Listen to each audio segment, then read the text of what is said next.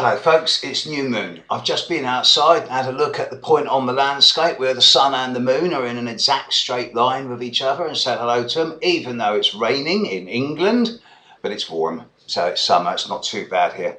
And it's a lovely new moon, 5 degrees of Cancer, shining Neptune. Anyone with strong personal planets or points at 5 degrees or around 5 degrees of Cancer within 1 degree is going to be getting a real sort of internal boost, not so much in terms of energy, but more in terms of words like sophistication and elegance and refinement and aestheticism, because this is what Neptune does when he's in a good way.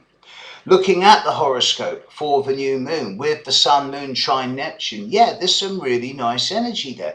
There's a fairly strong and getting stronger square from Venus in Gemini to Neptune, but am I worried by this? No, I don't think so. Not really. It's not a big deal. The big pattern in the horoscope of this morning's new moon, literally 2 or 3 minutes ago as I speak, is still the opposition of Mars to Uranus. Now, this was exact for the final time about 3 days ago, but they are still less than 1 degree apart, even though they are now separating. Mars will be out of square to Pluto by the end of this week. The Sun is coming in now and will oppose Pluto, square Uranus, and then square Mars. But this is the final curtain of the Grand Cross over the coming week or so, and it shouldn't affect too many people. Now, there's some, however, who are being particularly affected, and this is not in terms of birthdays, this is particular sub-generations. And I'm going to give you a few sets of months or particular years of people who have been particularly, potentially stimulated in big ways over the last couple of months, and who are, this is like the shockwave of the future. This is the eggshell breaking, really. Now, there's a few people here. I'm looking at the Pluto generation, with Pluto in the middle of Libra, and particularly those born from perhaps October 1978 through to July 1979. You people will be finding that the intensity and the almost primal compulsiveness of recent times will be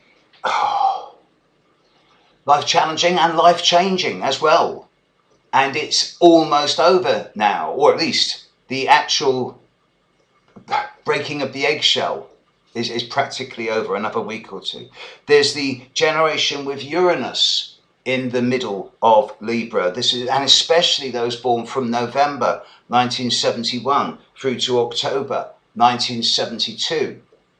Here again, this is calling for a major reassessment, lifestyle change, or lifestyle consolidation in the face of change. One of the two, but there's no more middle ground.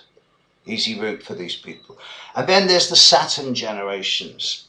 The people with Saturn in the middle of Aries, for example, and especially those people born around March and April 1968.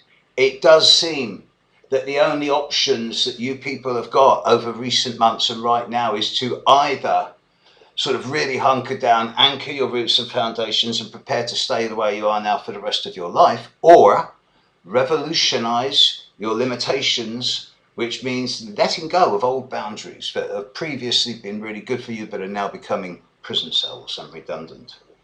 And there's also the generation of people with Saturn in the middle of Libra, and especially those born over September, October 1952, and then November 1981 to August 1982, 30 years on.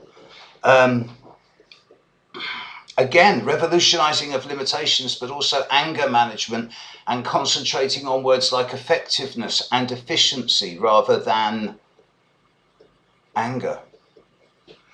These are the people who are being affected by the last stages of the Grand Cross as we speak. And yeah, it's going to affect quite a few people in the world, so there's still a sting in the tail.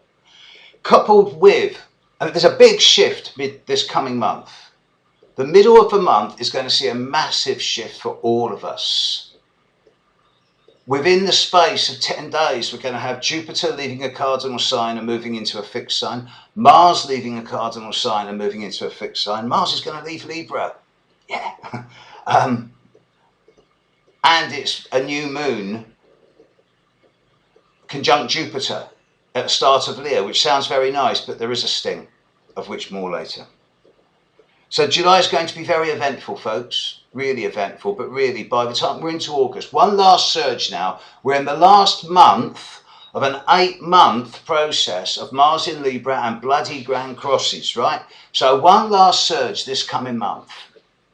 By the time we're into August, I'm going to be forecasting that 90% of the challenges of this year for most of us are over. It's going to be a much calmer last 5 months of the year. In that light, see you later. Bye.